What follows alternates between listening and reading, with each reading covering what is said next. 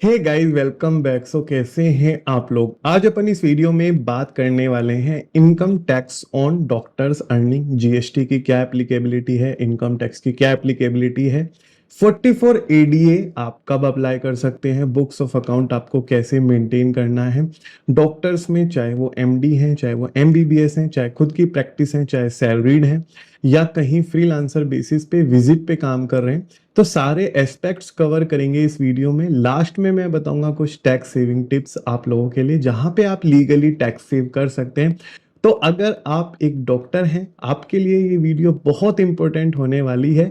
आपको एक काम करना है, इस चैनल को आप यहाँ पे सब्सक्राइब करके रखना है फॉर द रेगुलर अपडेट्स। और यहाँ पे दोस्तों अभी भी हम बात करें इंडिया में, तो एटलीस्ट यहाँ पे मेडिकल काउंसिल ऑफ इंडिया के डेटा के अनुसार 13 लाख प्लस रजिस्टर्ड डॉक्टर हैं। जहाँ पे हम 44 एडीए की बात करें, जो कि स्पेसिफिकली फॉर प्रोफेशन है, जिन जो लोग प्रोफेशनल्स हैं, क्योंकि मेडिकल प्रैक्टिशन एक प्रोफेशन के अंतर्गत आता है, जहाँ पे हम 50% डीम्ड प्रॉफिट दिखाते हैं और ये मिनिमम लिमिट होती है, ठीक है। और इसका मैक्सिमम टैक्स रेट 30% हो जाता है। लेकिन दोस्तों ये सब चीज तो आपको हर कोई बताता है, ये चीज तो आई बैट कि आपको ऑलरेडी पता है। लेकिन साथ में क्या आपको पता है कि अर्निंग 50 लाख प्लस पहुंचे तो सरचार्ज है, 1 सीआर प्लस पहुंचे तो सरचार्ज है। तो उस केस में हमारा क्या रहेगा, और गवर्नमेंट और प्राइवेट हॉस्पिटल से जो सैलरी मिलती है उस केस में क्या रहेगा, ओपीडी कंसल्टेशन फीस मिलती है, ऑन क्लिनिक है, तो उस केस में हमें कैसे यहाँ पे टैक्स का ट्रीटमेंट अपना अप्लाई करना है, सर्जिकल या प्रोसीजरल फीस है, या फार्मा कंपनी की पेमेंट्स है, या टेलीमेडिसिन प्रैक्टो अपोलो के थ्रू अगर आप बीइंग अ प्रोफेशनल काम कर रहे हैं तो कैसे आपके ऊपर टैक्स लगने वाला है, राइट। तो यहाँ पे दोस्तों सबसे पहले मैं बताता हूं, जो गवर्नमेंट और प्राइवेट हॉस्पिटल में एज ए सैलरीड काम कर रहे हैं, राइट, तो उनकी इनकम को सैलरी इनकम में माना जाएगा। और यहाँ पे हमें फाइल करना पड़ेगा अपना ITR 1। अगर हमारी अर्निंग 50 लाख या उससे कम है, उससे ऊपर है तो ITR 2 फाइल होगा। अब इस केस में क्या होता है, हमारे पास दो रिजीम है, ओल्ड टैक्स रिजीम दोस्तों और new tax regime. Old tax regime में हमारे पास हमारे deductions and allowances like HRA, standard deductions, और हमारी 80C की डिडक्शंस जैसे कि LIC का प्रीमियम वगैरह, 80D की डिडक्शन जिसमें हमारा हेल्थ इंश्योरेंस आ जाता है, सेल्फ का, सीनियर सिटीजन्स पेरेंट्स का, या 80G की डिडक्शन जिसमें इंस्टीट्यूशन चैरिटेबल ट्रस्ट को आप डोनेट करते हैं, या एनी अदर एलिजिबल डिडक्शंस इसके अंदर हमारी आ जाती हैं। होम लोन की डिडक्शन आ जाती है सेक्शन 24 के अंतर्गत, अप टू 2 लाख रुपीस तक का इंटरेस्ट आपके होम लोन पे अगर दिया हुआ है एक फाइनेंशियल ईयर में, तो वो आपका कवर हो जाएगा। फिर उसके बाद आपकी जो भी इनकम आएगी 0 से 2.5 लाख रुपए तक आपका 0% टैक्स, 2.5 लाख से 5 लाख रुपए तक का यहाँ पे 5%, फिर 20% और फिर 30% की स्लैब मेरी लगती है। अगर मेरी अर्निंग 5 लाख रुपए से कम है तो ओल्ड टैक्स रिजीम में मुझे 12,500 रुपए की 87A के अंतर्गत रिबेट मिल जाती है, और 5 लाख रुपए तक की इनकम मेरी यहाँ पे टैक्स फ्री हो जाती है। लेकिन दोस्तों अब ये तो सैलरीड की बात करी मैंने, ओल्ड टैक्स रिजीम की, ठीक है। अब इतनी डिटेल में आप लोगों को मैं बता रहा हूं, तो आप लोगों की तरफ से इस वीडियो पे एक लाइक तो दोस्तों बनता है। इंडिया में एक बजट में न्यू टैक्स रिजीम भी इंट्रोड्यूस किया गया था। न्यू टैक्स रिजीम में बेसिकली क्या है कि जितने भी डिडक्शंस एंड अलाउंसेस हैं सबको यहाँ पे डिसअलाउ किया गया। उसके बाद अब आप यहाँ पे क्या कर सकते हो, आपका 0 से 4 लाख रुपए तक जीरो टैक्स, 4 लाख से 8 लाख रुपए तक 5%, 8 लाख से 12 लाख रुपए तक 10%, और फिर 12 से 16 पे आता है मेरा 15%, और फिर 16 से 20 पे आता है मेरा, यहाँ पे 16 से 20 पे 20% आता है, और 20 से 24 पे यहाँ पे मेरा आ जाता है 25%, और 24 प्लस पे मेरा टैक्स आएगा स्लैब वाइज 30%। इसमें दोस्तों 4% का education cess and secondary higher education cess भी लगता है हमारा। और यहाँ पे हमें कोई भी डिडक्शंस अलाउड नहीं होगी, कोई भी 80C अलाउड नहीं होगा, कुछ नहीं होगा। और यहाँ पे अगर मेरा यहाँ पे एम्प्लॉयर ने 80C में कंट्रीब्यूशन दिया है, 80C बोल रहा हूं, ये यहाँ पे employers contribution to pension fund, ठीक है, और वो सेंट्रल गवर्नमेंट को उन्होंने एनपीएस में आपकी सैलरी में से काट के इन्वेस्ट किया है, maximum 14% of the salary income, ठीक है। तो वो आपको डिडक्शन में मिलेगा। दूसरा, अगर आपने कोई प्रॉपर्टी ली है, उसे लेट आउट किया हुआ है और उस पे लोन चल रहा है, ठीक है, तो वो उसके इंटरेस्ट की डिडक्शन आपको मिल जाएगी यहाँ पे। लेकिन साथ में आपको रेंटल इनकम दिखा के फिर इंटरेस्ट की डिडक्शन यहाँ पे क्लेम करनी है। तो दोस्तों ये है सैलरी इनकम पे टैक्स का ट्रीटमेंट हमारा, राइट। अब यहाँ पे अगर आप सैलरी के साथ साथ आपका खुद का क्लिनिक है, या आप सैलरीड नहीं है, आपका केवल इंडिविजुअल ओन क्लिनिक है, तो ये इनकम हमारी मानी जाएगी प्रोफेशनल इनकम। दोस्तों टैक्स की दरें यही रहेंगी ओल्ड टैक्स रिजीम और न्यू टैक्स रिजीम के हिसाब से, लेकिन इस केस में आपको 44 एडी आप अप्लाई कर सकते हैं अगर आपकी टोटल ग्रोस रिसिप्ट्स एक फाइनेंशियल ईयर में 75 लाख रुपए या उससे कम है।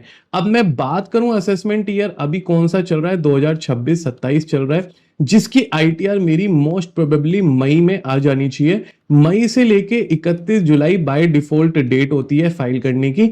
उसके बाद अगर गवर्नमेंट एक्सटेंड करती है तो सितंबर तक यहाँ पे, अगस्त, जुलाई अगस्त सितंबर तक यहाँ पे कर सकती है। पिछली बार 16 सितंबर थी लास्ट डेट, तो उस बेस पे आप अपनी आईटीआर फाइल करेंगे।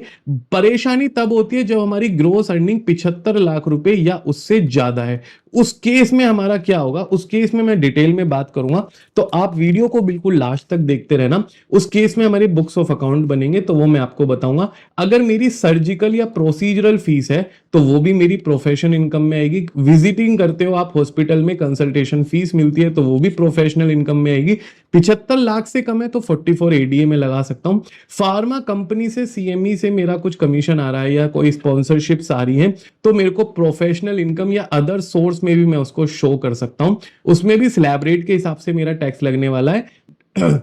डायग्नोस्टिक रेफरल का कोई कमीशन है तो वो भी प्रोफेशनल या अदर सोर्स, आप उसको प्रोफेशनल में दिखाओ, ज्यादा बेटर रहेगा। टेलीमेडिसिन, अगर आप प्रैक्टो अपोलो 24/7 जैसी ऐप पे कंसल्टेशन प्रोवाइड करा रहे हैं पेशेंट्स को तो वो भी प्रोफेशनल इनकम में काउंट होगा।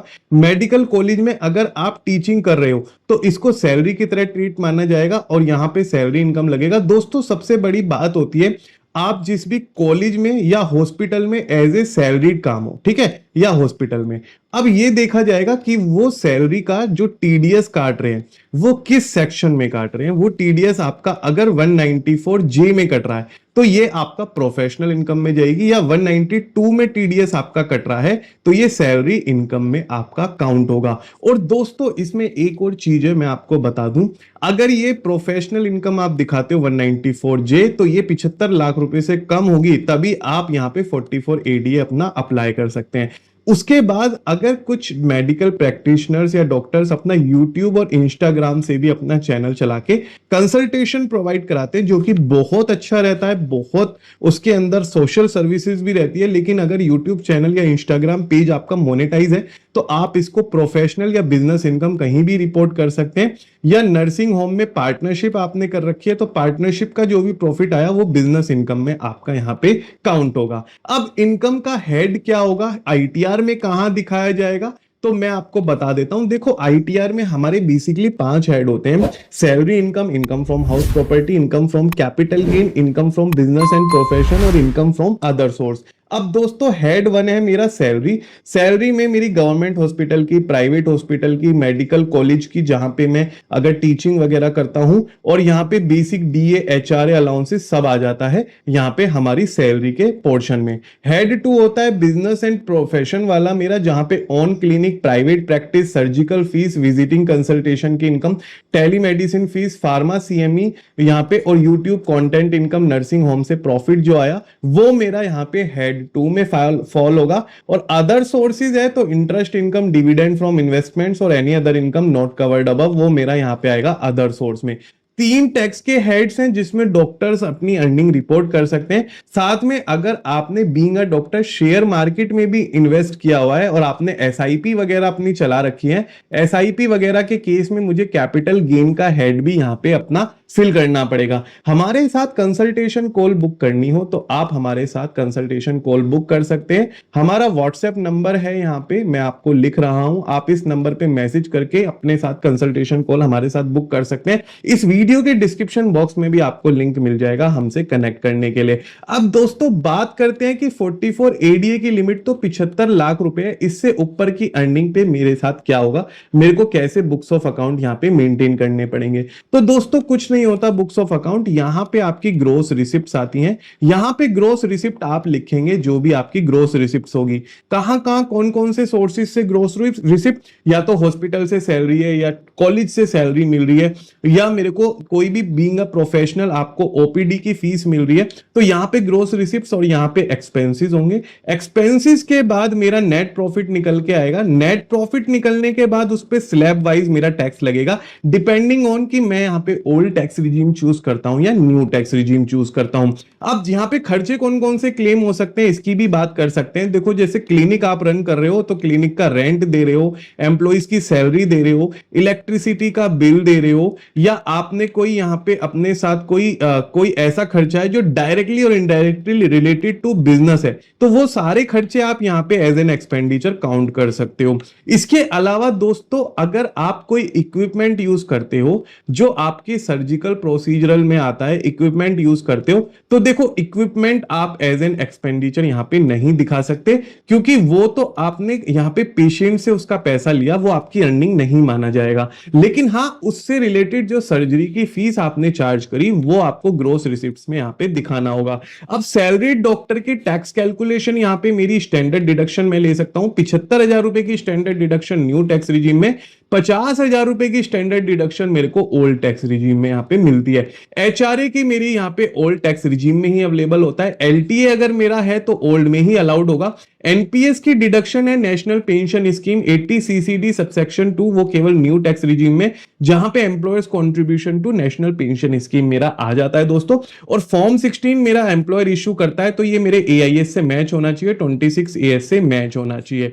टैक्स की समरी अगर मैं आपको बताऊं, अगर आपका टीडीएस कटा है 10% का, और अगर आपकी यहां पे सैलरी 12 लाख रुपए या उससे कम है एक फाइनेंशियल ईयर में, इनकम, सॉरी सैलरी नहीं, इनकम, तो आपका जितना भी टीडीएस कटा है आपका रिफंड हो जाता है। और अगर उससे ज्यादा है तो आउटपुट टैक्स लायबिलिटी से ये यहां पे एडजस्ट हो जाएगा, राइट। अब यहां पे सेक्शन 44 एडीए की थोड़ी डिटेल में बात कर लेते हैं।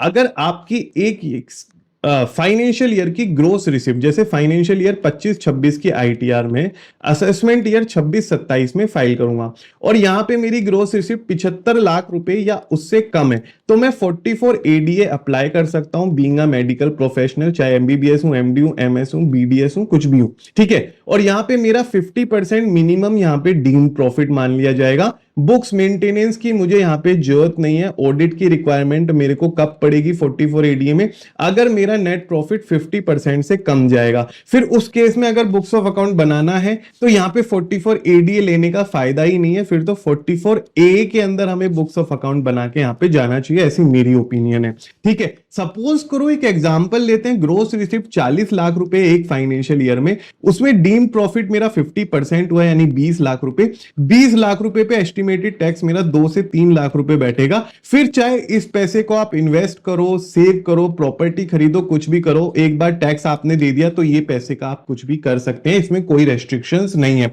ओल्ड टैक्स रिजीम में आपको रेट मैंने बता दिए, न्यू टैक्स रिजीम में अप टू 4 लाख नील है, 4 लाख से 8 लाख तक 5%, 8 लाख से 12 लाख तक 10%, 12 लाख से 16 लाख तक 15%, 16 लाख से 20 लाख तक 20, 20 लाख से 24-25 और 24 लाख से अबव 30% मेरा टैक्स लगता है।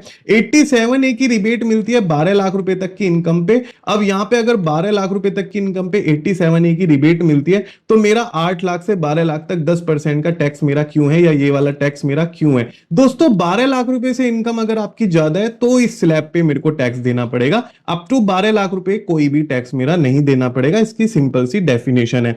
अब टीडीएस की बात कर लेते हैं। काफी मेडिकल प्रोफेशनल्स का हॉस्पिटल वगैरह जो भी पेमेंट करते हैं उसके ऊपर टीडीएस डिडक्ट करके उनको पेमेंट कर देते हैं। टीडीएस का सेक्शन मेरा 192 है, तो ये मेरा सैलरी के अगेंस्ट टीडीएस डिडक्टेड है। 194 जे तो प्रोफेशनल और बिजनेस इनकम पे आएगा मेरा।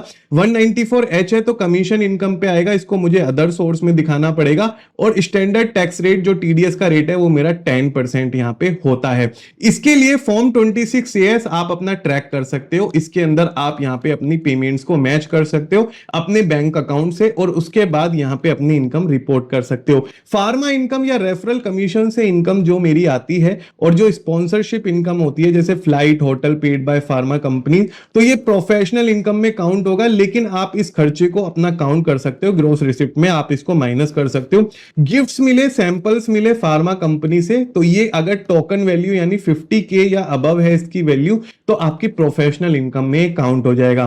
कंसल्टिंग फीस लिए फार्मा की, यहां पे आपने फार्मा से लिए, तो ये भी कंसल्टेशन फीस, इसको बीइंग अ प्रोफेशनल इनकम आप काउंट करोगे। रेफरल कमीशन मिला है लैब से, तो यहां पे डायग्नोस्टिक लैब का यहां पे 194H में टीडीएस कटेगा, इसको मुझे इनकम फ्रॉम अदर सोर्स में अपना काउंट करना पड़ेगा। अब NEC code of ethics restrict accepting gift cuts but from income tax perspective receive taxable, अगर फिर भी रिसीव हुआ है तो टैक्सेबल है, हालांकि ये यहां पे इन्होंने बैन किया हुआ है। ठीक है, अब डॉक्टर्स की इनकम पे हमने टैक्स की तो काफी बात करी, लेकिन जीएसटी की भी बात कर लेते हैं दोस्तों। बीइंग अ मेडिकल प्रोफेशनल, क्या मेरे ऊपर जीएसटी लगेगा? The answer is clearly no, नहीं लगेगा। चिकित्सकों की सेवाएं जो हैं वो जीएसटी में एक्सक्लूसिवली एग्जेम्प्ट कर दी गई हैं, आपके ऊपर जीएसटी की लायबिलिटी नहीं आती। लेकिन इसके साथ ये नहीं है कि जो आप इक्विपमेंट यूज कर रहे हो अगर उस पे जीएसटी लगता है तो आपको उस पे भी जीएसटी नहीं देना पड़ेगा। बात करते हैं अगर आपने ओपीडी, सर्जरी या ट्रीटमेंट रिलेटेड सर्विसेज दी तो जीएसटी से एग्जेम्प्ट है, टैक्स इस पे निल है। आपकी हेल्थ केयर कैटेगरी में सारा का सारा जीएसटी मेरा एग्जेम्प्ट हो जाता है। बात करते हैं कॉस्मेटिक सर्जरी की, प्लास्टिक सर्जरी की, तो इसको इन्होंने हेल्थ केयर में नहीं रखा है। इस सर्विसेज पे मुझे 18% जीएसटी देना ही देना है, और ये मेरी इनकम टैक्सेबल भी है इनकम टैक्स में, और इनकम टैक्स ही इस पे जीएसटी एग्जेम्प्ट है, इनकम टैक्स मेरा एप्लीकेबल रहेगा। अब बात करते हैं फार्मा सेल्स फ्रॉम क्लिनिक। अगर मेरी फार्मा सेल्स हुई है क्लिनिक से तो 12 से 18% मेरे ऊपर यहां पे टैक्स मुझे देना पड़ेगा, अगर मेरा खुद का फार्मा मेडिकल स्टोर है।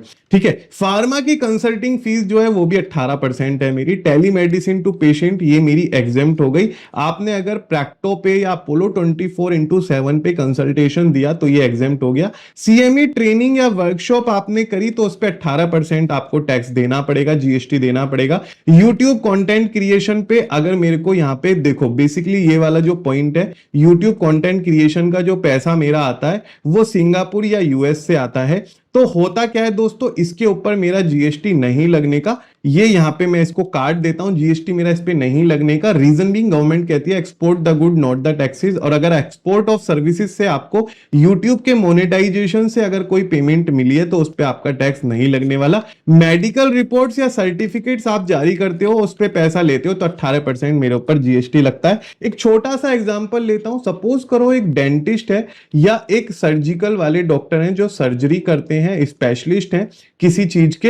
अब ऑर्थो के स्पेशलिस्ट हैं, उन्होंने इक्विपमेंट यूज करे, इक्विपमेंट पे मेरा जीएसटी लगता है सपोज करो 18%, तो ये जो आपने इक्विपमेंट सप्लाई करा इसका जीएसटी आपको जमा कराना पड़ेगा। अगर मेरी ग्रोस रिसिप्ट 20 लाख रुपए या उससे ज्यादा है एक फाइनेंशियल ईयर में, वो भी टैक्सेबल वाली वैल्यू जो है, तो मेरे को जीएसटी में एनरोलमेंट भी लेना पड़ेगा, नहीं तो मैं जीएसटी नहीं लेने का अगर मेरे को 20 लाख से कम है। टेलीमेडिसिन से इनकम आती है जैसे प्रैक्टो, अपोलो 24/7 या टाटा एमजी पर टैक्स अगर आपको इनकम होती है तो आपको यहां पे प्रोफेशनल इनकम में पीजीबीपी हेड में दिखाना पड़ेगा।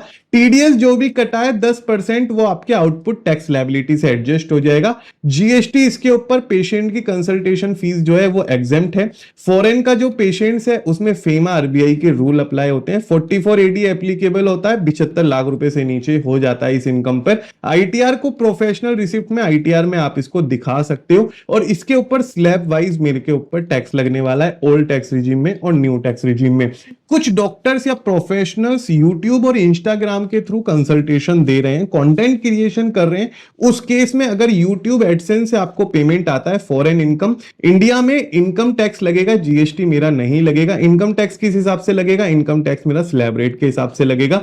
ब्रांड डील्स अगर आई है, फार्मा ब्रांड ने आपको स्पॉन्सर किया है तो वो भी पीजीबीपी में जाएगा। इंस्टाग्राम टेलीग्राम का रील बोनस आया है तो वो भी फॉरेन इनकम है, जीएसटी इसके ऊपर भी नहीं लगने वाला। एफिलिएट अगर आप कर रहे हैं कुछ मेडिकल इक्विपमेंट का या सप्लीमेंट ब्रांड का, तो ये कमीशन इनकम अदर सोर्स में मेरा रिपोर्ट होगा। टैक्स का ट्रीटमेंट इसके अंदर 44 एडीए में ले सकता हूं, लेकिन 75 लाख रुपए की लिमिट मेरे इसके अंदर एग्जिस्ट होती है। और यहां पे अब मेरी बात आती है एडवांस टैक्स की। दोस्तों लास्ट ईयर हमारे एक क्लाइंट है, न्यूरो सर्जन है, उनकी जो ग्रोस रिसीविंग थी 90 लाख रुपीस थी, लेकिन उनका जो टीडीएस डिडक्टेड था यहां पे वो सफिशिएंट नहीं था आउटपुट टैक्स लायबिलिटी को कवर करने के लिए। उन्होंने आईटीआर फाइल कराया, बुक्स ऑफ अकाउंट वगैरह बनवाए, और उन्होंने आईटीआर जुलाई में फाइल करा। आप बिलीव नहीं करोगे 1 लाख रुपए के करीब में 234 और बी और 234 सी यहां पे पेनल्टी इनको देनी पड़ी, इस वजह से क्योंकि उन्होंने एडवांस टैक्स पे नहीं करा था।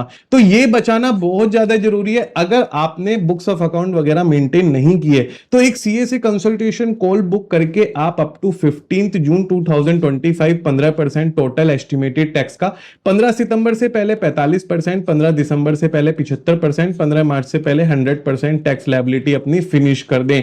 आपको अपना एडवांस टैक्स देना बहुत ज्यादा जरूरी है। रीजन बीइंग कि 234 और 234 सी की पेनल्टी बहुत लगती है और बहुत ज्यादा यहां पे दिक्कत परेशानी हो जाती है। अब बात कर लेते हैं डिडक्शंस की यहां पे, या यहां पे एक्सपेंडिचर एलिजिबल जो होते हैं, क्लिनिक का रेंट है, लीज की पेमेंट है, स्टाफ की सैलरी है, रिसेप्शनिस्ट, नर्स, कंपाउंडर रखा हुआ है, मेडिकल इक्विपमेंट का डेप्रिसिएशन क्लेम कर सकते हैं, medicine consumable used in clinic उसको एज एन एक्सपेंडिचर आप क्लेम कर सकते हैं।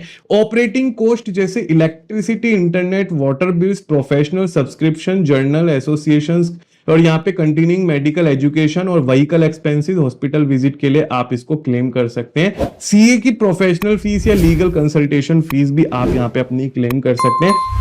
ओल्ड टैक्स रिजीम और न्यू टैक्स रिजीम को मैंने आपको डिटेल में बता दिया। अब ऑडिट कब जरूरी है, देखो मैंने आपको ऑडिट की भी एप्लीकेबिलिटी दोस्तों आप सभी लोगों को बता देता हूं। 44 एडी अगर आपने ऑप्ट किया है 75 लाख रुपए से कम है तो ऑडिट की रिक्वायरमेंट आपको है ही नहीं। लेकिन अगर आपने प्रॉफिट डिक्लेयर करा 75 लाख रुपए या उससे ऊपर, आपकी यहाँ पे इससे कम अर्निंग है, ग्रोस रिसिप्ट्स है, और आपने 44 एडीए ऑप्ट करा है और इसमें 50% या उससे नीचे इनकम दिखाई है, तो ऑडिट की जो होता है चार्टेड अकाउंटेंट के, सीए के यहाँ पे साइन होंगे आपकी बैलेंस शीट पे। और इसके अगर आप ऑडिट नहीं कराते हैं 1.5 लाख या 0.5% ऑफ द टर्नओवर पेनल्टी लगती है। रिसिप्ट्स अगर 75 लाख रुपए से ज्यादा है तो भी आपको 44 एबी में ऑडिट कराना पड़ेगा। रेगुलर बुक्स मेंटेन है लेकिन लॉस डिक्लेयर कर रहे हो तो भी ऑडिट आपको कराना पड़ेगा। सैलरी ओनली इनकम है तो ऑडिट की कोई भी रिक्वायरमेंट दोस्तों यहां पे होती नहीं है। कुछ कंप्लायंस चेकलिस्ट आप लोगों को दे रहा हूं, आप इसका स्क्रीनशॉट जरूर लीजिएगा। एक तो आपको अपना डाउनलोड एआईएस और 26AS रेगुलर बेसिस पे ट्रैक करते रहना है। अगर किसी हॉस्पिटल ने टीडीएस काट के पेमेंट किया है तो वो 26AS में पॉपअप आपका हो जाना चाहिए। Collect all receipts, clinic, hospital, pharma, एक बिल मेंटेन करो, बिल बुक मेंटेन करो, फाइल मेंटेन करो, उसके अंदर आप लगाते रहो। अगर 44 एडीए की एलिजिबिलिटी आती है तो इसके लिए जाओ क्योंकि सरकार बेनिफिट दे रही है, आपको इसका अवेल करना चाहिए। टीडीएस का क्रेडिट अपनी बुक्स ऑफ अकाउंट से मैनेज करो। अगर फॉरेन सोर्स से इनकम है तो शेड्यूल एफए फाइल करना बिल्कुल मत भूलना। शेड्यूल एफए फाइल करना बहुत जरूरी है, मैंडेटरी हो गया है। और यूट्यूब इनकम या इंस्टाग्राम इनकम या फॉरेन इनकम पे अगर मेरा टैक्स लगा है यूएसए में, तो इंडिया और यूएसए के बीच में डबल टैक्स अवॉइडेंस एग्रीमेंट है, डीटीए फॉर्म 67 फाइल करके आप उस पे टैक्स क्रेडिट क्लेम कर सकते हो। और अपनी जीएसटी की एप्लीकेबिलिटी देखो, 20 लाख रुपए तक है अगर आपकी यहाँ पे ग्रोस रिसिप्ट, तो 20 लाख तक जरूरत नहीं है, उससे ऊपर है तो वेरीफाई करो। जीएसटी रिटर्न्स टाइमली फाइल करो, एडवांस टैक्स भी टाइमली यहाँ पे डिपॉजिट करो, और पॉसिबल हो सके तो आईटीआर 3 फाइल करो क्योंकि आईटीआर 3 में आपको सारे ऑप्शंस मिल जाते हैं। और यहाँ पे कोई भी इनकम अपनी छुपाना मत, ठीक है। और जितनी भी इनकम है क्लिनिक का कैश बुक के हिसाब से, फार्मा, और यहाँ पे डिक्लेयर रेफरल इनकम, सीए का कंसल्टेशन, आप ऑडिट की रिक्वायरमेंट भी अपनी चेक कीजिए। कॉमन मिस्टेक्स हैं जो ज्यादातर डॉक्टर यहाँ पे करते हैं, आईटीआर 1 फाइल कर देते हैं जबकि उनका 194J में टीडीएस कटा हुआ होता है, जो कि बिल्कुल गलत है। इनकम टैक्स के नोटिस आने के हाई चांसेस होते हैं, राइट। फार्मा या इनकम की कोई हाइड करी और टीडीएस कटा हुआ है तो भी दिक्कत हो सकती है। रेफरल कमीशन नहीं दिखाया, जीएसटी का रजिस्ट्रेशन इग्नोर करा, करा, एडवांस टैक्स पे नहीं करा, या 44 एडीए आपके 75 लाख रुपए से ज्यादा की रिसीविंग है फिर भी 44 एडीए ऑप्ट कर लिया उसको मैनेज करके, तो ज्यादा दिक्कत आपके लिए हो सकती है, राइट। अब एक एग्जांपल लेते हैं, डॉक्टर शर्मा है जो कि एमडी मेडिसिन है, एक प्राइवेट हॉस्पिटल में खुद का क्लिनिक भी है, पुणे में लोकेटेड है। फाइनेंशियल ईयर 25-26 में प्राइवेट हॉस्पिटल से सैलरी 18 लाख रुपए आई, ऑन क्लिनिक ओपीडी 22 लाख रुपए की रिसीविंग मिली, विजिटिंग कंसल्टेंट 8 लाख रुपए आया, फार्मा कंपनी से कंसल्टिंग 3 लाख रुपए आया, टेलीमेडिसिन प्रैक्टो वगैरह पे भी काम करते हैं, बचे कुछ टाइम पे 2 लाख रुपए यहां पे आ गए।